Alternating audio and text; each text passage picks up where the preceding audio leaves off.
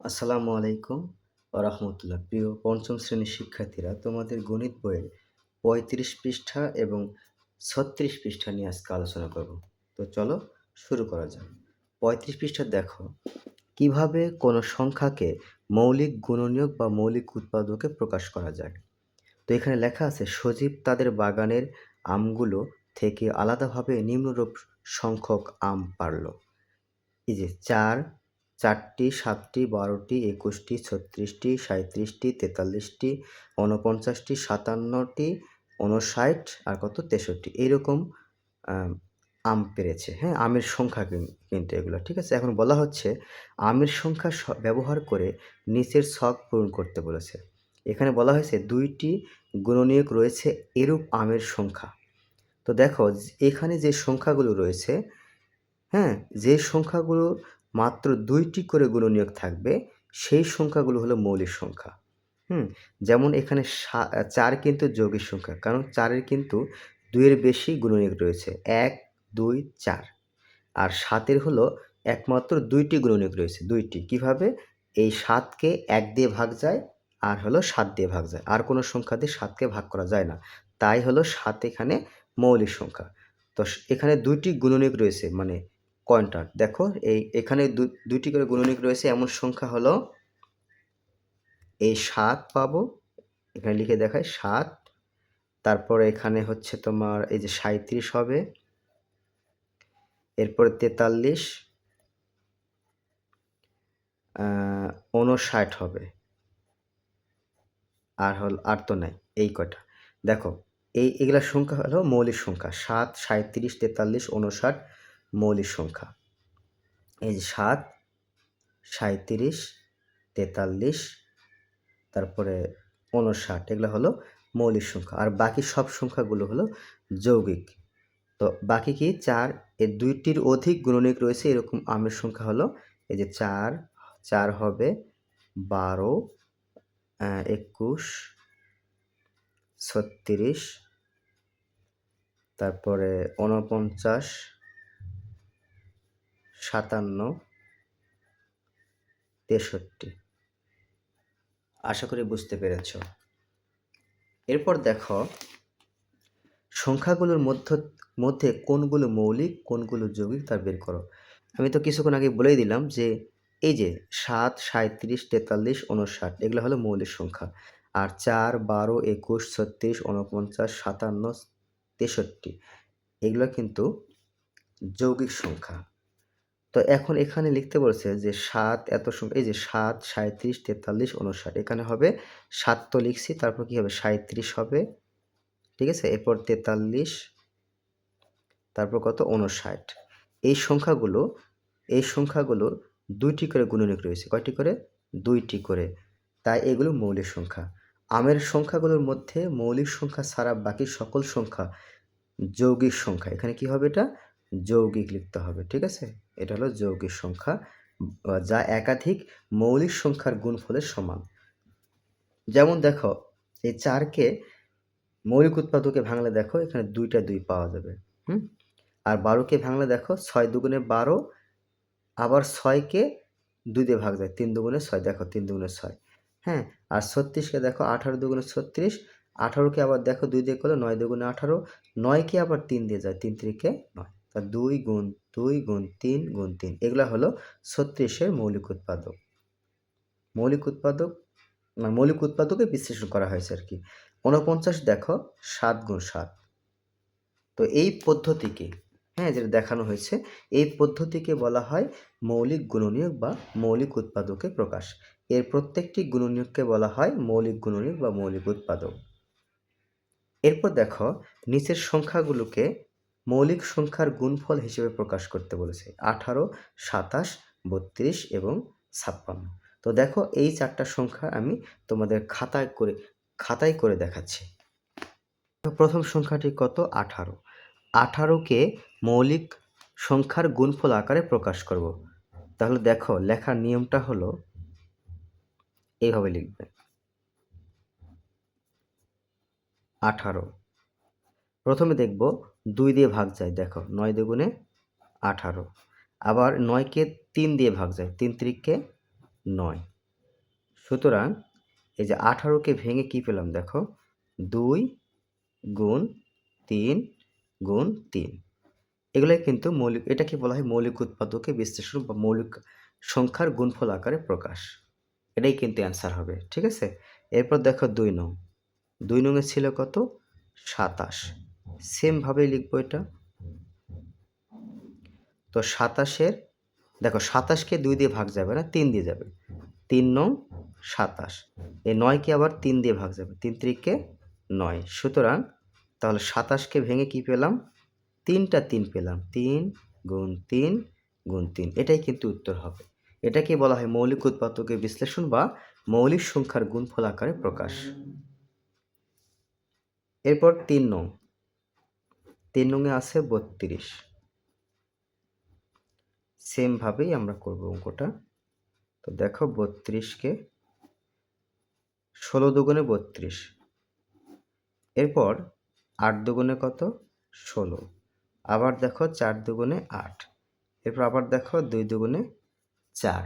ওকে, তাহলে দেখো 32-কে ভেঙে কি কি পেলাম, 32 সমান এই যে এখান থেকে 2 কতগুলো আছে দেখো, 1 2 3 4 5টা 2 পেলাম, 2 গুণ 2 গুণ 2 গুণ 2 গুণ 2। এটাই কিন্তু এই 32-কে মৌলিক সংখ্যার গুণফল আকারে প্রকাশ করলে এটাই পাবো, এটাই কিন্তু উত্তর হবে। এরপর আরেকটা আছে 4 নং, 4 নংয়ে দেওয়া আছে কত, 56। একইভাবে করব। তো 56-কে দেখো প্রথমে 2 দিয়ে ভাগ যাবে, 28 দুগুণে 56 হয়। তারপরে আবার 2 বার দিলে কত, 14 দুগুণে 28, আবার 2 বার দিলে 7 দুগুণে 14, আর যাবে না। তাহলে এটা ভেঙে কি পেলাম সেটা লিখব। সুতরাং দিয়ে লিখতে পারি, সুতরাং 56 সমান 2 গুণ 2 গুণ 2 গুণ 7। এটাই কিন্তু উত্তর হবে। এবার 36 পৃষ্ঠা দেখো, মহাখালী বাস টার্মিনাল থেকে সকাল 8টায় ময়মনসিংহ ও বগুড়াগামী 2টি কোম্পানির বাস একসঙ্গে ছাড়লো। মানে ময়মনসিংহে যাবে এবং বগুড়াতে যাবে এরকম 2টা বাস সকাল 8টার সময় একসঙ্গে ছাড়লো।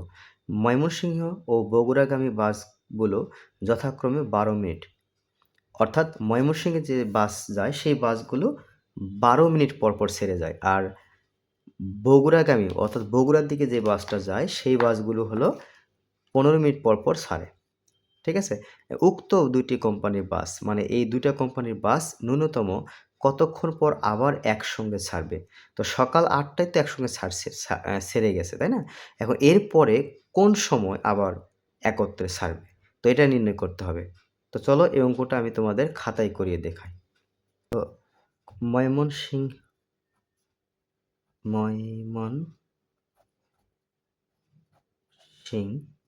ময়মনসিংহগামী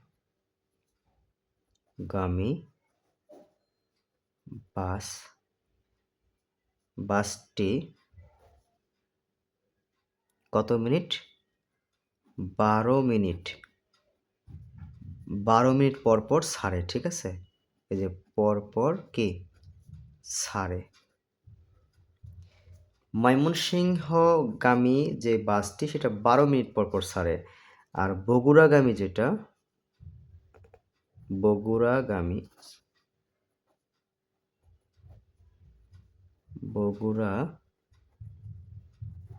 বাসটি 15 মিনিট পর পর ছাড়ে। ওকে, এখন এই 12 ও 15 এর লসাগু নির্ণয় করব। তো লিখতে পারি যে 12 ও 15 এর লসাগুই হবে বাস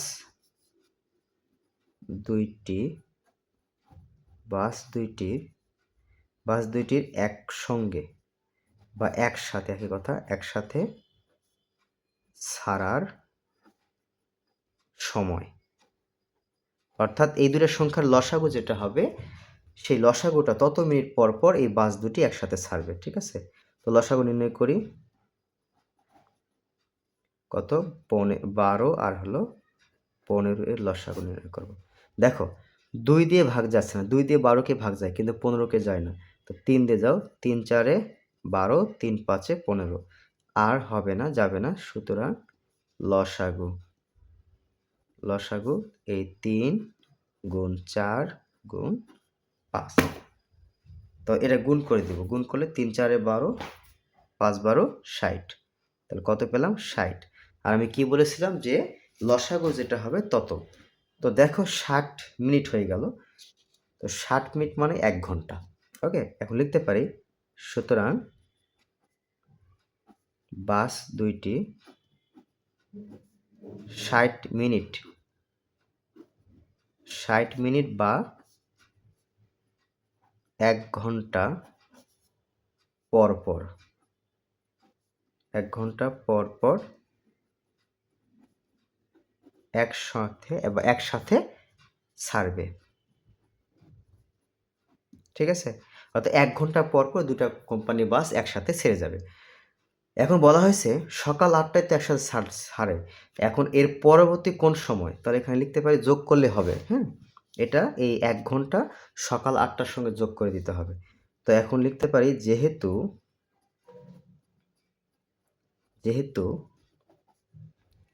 বাস দুইটি সকাল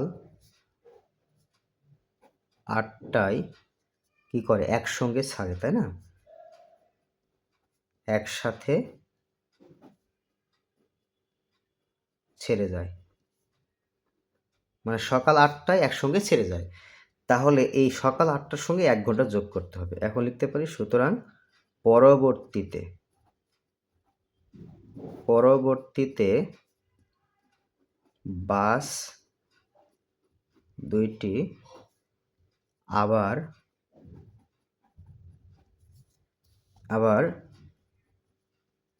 একসাথে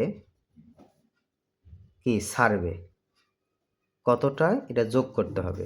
এই যে সকাল 8টা আছে না, এই 8টার সঙ্গে যোগ করতে হবে 1 ঘন্টা, এই যে এতটাই। তো অবশ্যই যে সকাল 8টার সঙ্গে 1 ঘন্টা যোগ করলে কি হবে, সকাল 9টা।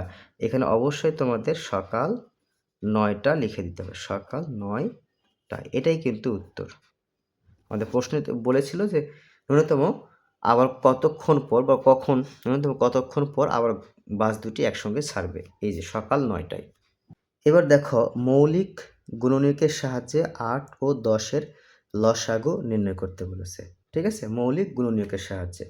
তো এরা দেখাইছে, দেখা কিভাবে, এই যে 8কে ভাঙছে, 4 দুগুণে 8, আবার 4কে ভাঙলে 2 দুগুণে 4 হয়। তো উৎপাদক কি পেলাম, 2 গুণ 2 গুণ 2, 3টা 2 পেলাম গুণ আকারে। আবার 10কে ভাঙলে দেখো 5 দুগুণে 10, এই 2 গুণ 5। ওকে, তাহলে এই 8 ও 10-এর সাধারণ গুণনীয়ক মানে কমন কি আছে, কমন হলো এই যে 2 কমন, এখানে 2 হবে। তাহলে এখানে লিখে দেখাই তোমাদের, এই জায়গায় হবে 2, এখানে 2, এখানে 2, আর এখানে 2 হচ্ছে, এখানে 5 হচ্ছে। আর 8 ও 10-এর সাধারণ গুণনীয়ক হচ্ছে 2, মানে 2 হলো কমন। এই দুইটার মধ্যে যেটা কমন আছে সেটাই হলো সাধারণ গুণনীয়ক। আর 8 ও 10-এর অন্যান্য গুণনীয়ক মানে এই 2 ছাড়া আর অন্যান্য বলতে কি, 2 তো কমন আছে একটা, আর কি কমন আছে, তাহলে এখানে 2 আছে কয়টা, 3টা 2 এর মধ্যে একটা 2 তো কমন নিলাম, এখানে একটা 2 ছিল, তাহলে এই জায়গাতে হবে 2, এখানে হবে 2, তারপরে হবে কত, 5।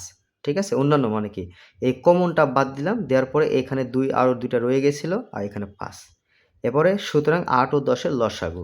তো লসাগু কি হবে, লসাগুটা হলো কমন আনকমন সব মিলে হয়। ঠিক আছে, কমন আনকমন সব মিলে গুণ করতে হয়। তো লসাগু হলো, দেখো এখানে 2 কয়টা আছে, একটা, এখানে 2 কয়টা আছে, 3টা, তাহলে 3টা 2, তাহলে কমন কি আছে, কমন আছে 2, তবে কতবার, লসাগুর বেলা সর্বাধিকবার নিতে হয়। এখানে 2 আছে 3টা, তাহলে 3টা 2 হবে, এই যে 1 2 3, আর এখানে আনকমন কি আছে 5, এই 5 এখানে বসিয়ে দিব।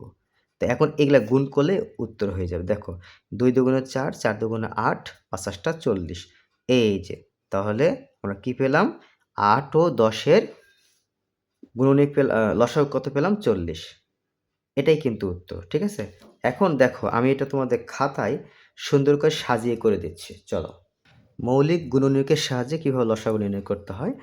তো দেখো বইয়ে তো শখ করে দেখাইছে, আমি তোমাদের সুন্দর করে খাতায় এটা দেখাচ্ছি কীভাবে খাতায় লিখতে হয়, ঠিক আছে? দেখো, তো প্রথমে ৮ এর গুণনীয়ক নির্ণয় করবো। দেখো ৮ এর গুণনীয়ক নির্ণয় করবো, মৌলিক গুণনীয়ক বলা হয়েছে, তাহলে এইভাবে ভাঙবো। দেখো ৪ দুগুণে ৮, তারপরে ২ দুগুণে ৪। ওকে, আর একটা সংখ্যা ছিল কত? ১৫। তো ১৫ দেখো এইভাবে ৩ পাশে, সরি ১৫ ছিল না, ১০ ছিল, সরি ১০। তো ১০ ছিল, তাহলে দেখো ৫ দুগুণে ১০, ৮ যায় না, হ্যাঁ? ৫ দুগুণে ১০। তো এখন লিখতে পারি, সুতরাং ৮কে ভেঙে কী পেলাম? ২ গুণ ২ গুণ ২। আর এই ১০কে ভেঙে কী পেলাম? ১০কে ভেঙে পেয়েছি ২ গুণ ৫। এখন দেখো এর মধ্যে কমন কি আছে? সুতরাং ৮ ও কত? ৫ এর লসাগু।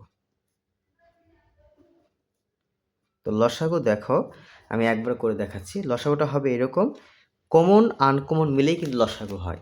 তো দেখো কমন কি? এখানে ২ আছে ৩ বার, এখানে ২ আছে ১ বার। তাহলে যেটা কমন থাকবে, যেটা মিল থাকবে, সেটা সর্বাধিক বার নিতে হয়। মানে যেখানে বেশি বার আছে ওইটা নিতে হবে। তাহলে এখানে ২ আছে কতবার? ৩ বার। এখানে ২ আছে ১ বার। তাহলে আমি ২ লিখব ৩ বার। ২ কতবার লিখব? ৩ বার। এই যে ১, ২, ৩। আর এখানে ৫ কিন্তু আনকমন। ৫ এখানেই রয়েছে, এই জায়গাতে ৫ নাই। তাহলে ৫ আনকমন, ৫ লিখলাম। এখন শুধু গুণ করে দিলে অঙ্ক হয়ে যাবে। দেখো এটা গুণ করলে ২ দুগুণে ৪, ৪ দুগুণে ৮, ৫ ৮টা ৪০। এটাই কিন্তু উত্তর। তো বন্ধুরা, যদি ভিডিওটি ভালো লাগে অবশ্যই সাবস্ক্রাইব করবে।